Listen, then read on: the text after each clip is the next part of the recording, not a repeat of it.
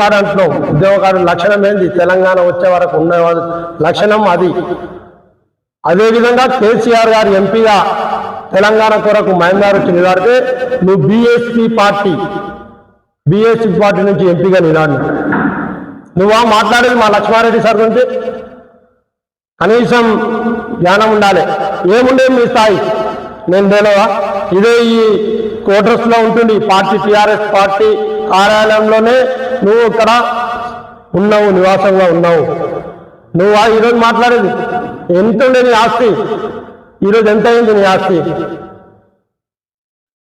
మాట్లాడేటప్పుడు జాగ్రత్త మాట్లాడాలి. నీకు సాయం చేసిన నాయకుడు లక్ష్మారెడ్డి. అట్లాంటి నాయకుని బట్టి మాట్లాడతావా? ఇంకోసారి ఆ విధంగా మాట్లాడితే మేము వ్యక్తిగతంగా దిగాలంటే దిగుతాం, పర్సనల్గా పోదామంటే పర్సనల్ పోదాం. నీ ఎంత తిరిగినా ప్రతి అడుగులో ఉన్నాం. మా ఎంబడి నువ్వు ఉన్నావు, నీ గురించి మొత్తం తెలుసు. నువ్వు ఈరోజు పోలేపల్లిలా పొలాలకు వరకు పోయినావా? నీ పర్సనల్ అది నువ్వు చేసుకో. పోలేదాను చెప్పలేదా మాతో? పర్సనల్గా పోతున్నా నేను. నాకు నష్టం లక్ష్మారెడ్డి సార్ ఏం చేయలేదు, నాకు న్యాయమే చేసింది, కానీ నా పర్సనల్ విషయాల్లో పోతున్నాను. ఉద్యమంలో మేము లేమో తెలంగాణలో టీఆర్ఎస్ పార్టీ నుండి మేము ప్రతి అడుగులో ప్రతి పల్లెలో జెండాలా మేమున్నాం. ఎక్కడ నీ స్కూటర్ తీసుకొని నీ ఎల్ఎంఎల్ ఎస్పా తీసుకొని ఏం పరిస్థితులే మనది. రాజకీయాలు ఉన్నాం, సంపాదించుకున్నావు, కానీ ఈ పూర్తి సంపాదించుకోవాలనే మాట తప్పు. నువ్వు సంపాదించుకున్నావు లక్ష్మారెడ్డి సార్ దయవల్లనే నువ్వు సంపాదించుకున్నావు. లక్ష్మారెడ్డి సార్ దయవల్ల నీకు ఈరోజు సింగిల్ విండో చైర్మన్ పదవి వచ్చింది. ఈరోజు ఎమ్మెల్యే చేసేస్తాయా అని లక్ష్మారెడ్డి సార్కి ఎమ్మెల్యే చేసినాడు. ఆయన ఎప్పుడో ఆవంచల సర్పంచ్గా ఉన్నాడు, తిమ్మాజిపేట సింగిల్ విండో చైర్మన్ ఉన్నాడు, తెలుగు యువత అధ్యక్షునిగా పనిచేసిండు, గంధాల చైర్మన్గా చేసిండు. అవన్నీ నేర్పించా. అప్పుడు నువ్వు ఏడున్నావు? Ward number Polepally. అప్పటికే ఆయన జిల్లాలో ఎదిగిను. ఇంకో మాట అన్నావు, ఆయన భయపడతాడని. భయపడే మనిషి కాడు. ఇండిపెండెంట్ వేసి ఎవరికి రాని వరకు జిల్లాలో 20,000 ఓట్ల పైచిలకు తెచ్చిన నాయకుడు లక్ష్మారెడ్డి గారు. అదే ఆ రోజు ఉమ్మడి రాష్ట్ర ముఖ్యమంత్రి చంద్రబాబు నాయుడు డిగ్రీ కాలేజ్లో బహిరంగ సభలే లక్ష్మారెడ్డి గారు మీరు రాండి, ఇప్పటికైనా విడ్రా చేసుకోండి అని చెప్పిన గొప్ప నాయకుడు మా నాయకుడు. అట్లాంటి నాయకుడు బట్టి భయపడతాడంట. భయపడి ఉంటే ఎమ్మెల్యే కాకుంటుండే, మంత్రి కాకుంటుండే, ముఖ్యంగా తెలంగాణ కొరకు రాజీనామా చేయకుంటుండే. అన్ని బెనిఫిట్స్ ఇచ్చిపెట్టి ఈరోజు రాజీనామా చేసింది. చెయ్యి, లక్ష్మారెడ్డి సార్ ఇచ్చిన పని ఈరోజు చెయ్యి. సింగిల్ విండో చైర్మన్ చేసి మాట్లాడు. టీఆర్ఎస్ పార్టీ వల్లనేగా నువ్వు ఓటర్తో గెలవలేదు. మా గోపాల్ రెడ్డి పట్టుకొచ్చి నేను నీకు తెలుసాది ఆ రోజు గోపాల్ రెడ్డి పెట్టుకొని విడ్రా చేపిస్తే ఆ రోజు నువ్వు గెలిచినావు. సింగిల్ విండో గెలిచి చైర్మన్ అయ్యావు. మా అదే ఉద్యమ నాయకుడు ఒకటి ఉన్నది అని ఆ రోజు సారు అమెరికాలో ఉంటే గుర్తించి నిన్ను అమెరికా నుంచి పిలిచి నీకు పదవి ఇప్పించడం జరిగింది. అట్లాంటి నాయకుడి మీద మాట్లాడతావా? ఫ్యామిలీలో కూడా లక్ష్మారెడ్డి సార్ సతీమణి సీతా మేడం గురించి ఆరోగ్యం ఖరాబ్ అయితే పట్టించుకొని అంటావా? నువ్వు నేనేగా బెంగళూరు నుండి పోదాంపా అని అన్నది. మేమందరంగా శంకర్ నాయక్ అందరం పోదాంపా అని సార్ ఇబ్బందులు అని మాట వాస్తవం కదా, నువ్వేగా చెప్పింది. ఈరోజు ఏదో దండం పెట్టి బీఆర్ఎస్ నాయకులారా లక్ష్మారెడ్డి జాగ్రత్త నాయన, నీ వల్ల కాంగ్రెస్ పార్టీ కార్యకర్తలు అక్కడ జాగ్రత్త వాళ్ళు నాయన. నువ్వు నన్ను ఎదిగించినావా? ఎవరైనా ఒకళ్ళన్నా నీ వల్ల ఎదురుగా అక్కడ నాయన కాంగ్రెస్ నాయకులు మా మిత్రుల నుంచి అక్కడ పార్టీలు వేరైనా అందరం కలిసి తిరిగి చర్చల ఇది అట్లాంటి దాంట్లో నువ్వు ఏదో పుల్లలు పెట్టి ఏదో చేయాలనుకున్నావు. అక్కడున్న కాంగ్రెస్ నాయకులు కూడా పెద్దలకు కూడా అయ్యా ఈయన వల్ల ఈయన ఏ పార్టీ వారని TDP, TRS, BSP, Congress double, single కాదు డబుల్ ఎందుకు మళ్ళీ వచ్చింది.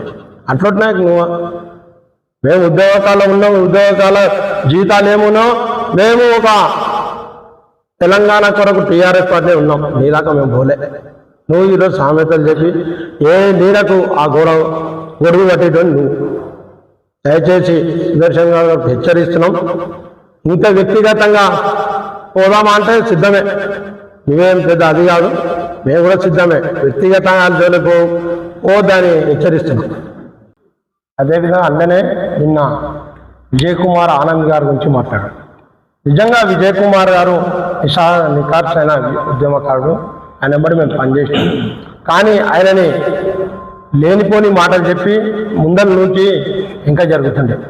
ఆయన ఆ రోజు అందుకే ఆయన ఎంతో ధనవంతుడే, కులాలు ఉన్నవాళ్ళే, కానీ ఆస్తులు పోగొట్టినంటే గాళ్ళు పోగొట్టుకున్నావు. నువ్వేమి నువ్వు పోగొట్టుకోలేదు, నువ్వు సంపాదించుకున్నావు.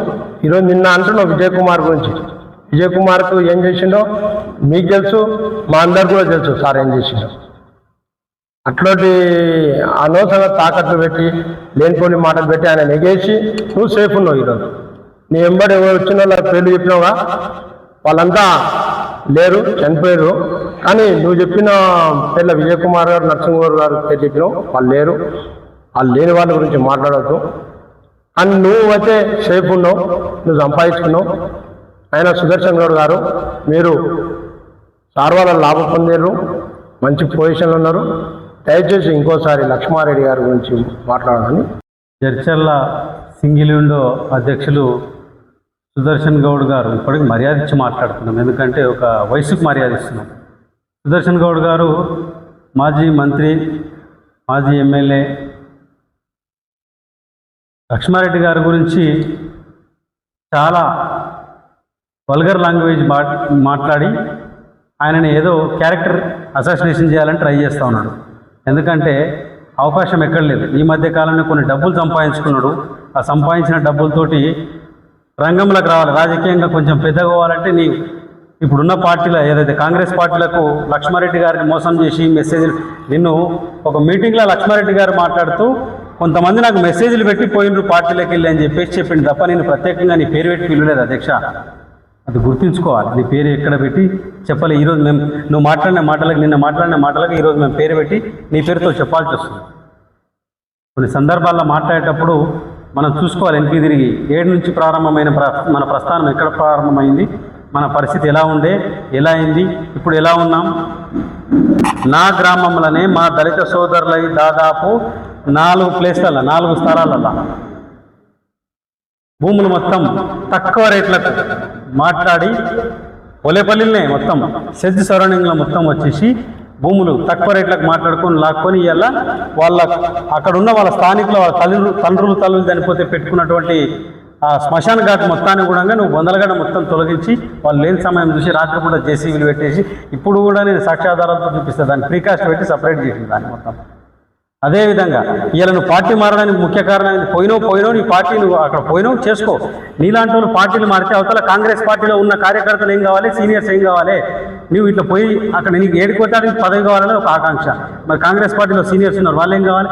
ఇలా నువ్వు పోలేపల్లికి వచ్చిన అవతల 60 ఎకరాల భూమి మా సోదరులు మా ఫ్రెండ్స్ ఉంటారు, అలా మా ఫ్రెండ్స్ మొత్తం నా క్లాస్మేట్స్ వాళ్ళందరూ ఉంటారు. వాళ్ళ పొలాలు 60 ఎకరాల పొలాలు, ఒక్కటే కుటుంబానికి చెందిన 60 ఎకరాల పొలం, పోలేపల్లి టు రాయపల్లి రూట్లో 60 ఎకరాల పొలంలో రవీందర్ రెడ్డి అనే పర్సన్ తోటి నువ్వు కుమ్మకయ్యి అందరితో లాక్కొని తక్కువ రేటుకు ఈరోజు బుచ్చాచారని చెప్పేసి ఆయన కుటుంబం మొత్తాన్ని నాశనం చేసి రోడ్ల మీద తీసుకొచ్చినావు. నువ్వు ఇచ్చిన పైసలేని వాళ్ళకి ఏం చేసినావు, న్యాయం ఏమైనా జరిగిందా?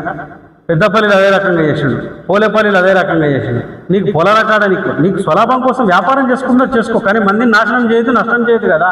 ఇలా నువ్వు మాట్లాడు, లక్ష్మారెడ్డి గారి గురించి మాట్లాడతావు, శ్వేతమ్మ గురించి మాట్లాడతావు, ఏ నైతిక హక్కు ఉందని మాట్లాడుతున్నావు. ఇలా నువ్వు పార్టీ మారిన తర్వాత ఇతర పార్టీ గురించి మాట్లాడినవుతుంది, నీకేమన్యాయం జరిగిందని చెప్పేసి మాట్లాడుతున్నావు. ఇలా ఆయన వ్యక్తిగతంగా నువ్వు క్యారెక్టర్ అసాసినేషన్ చేస్తావా?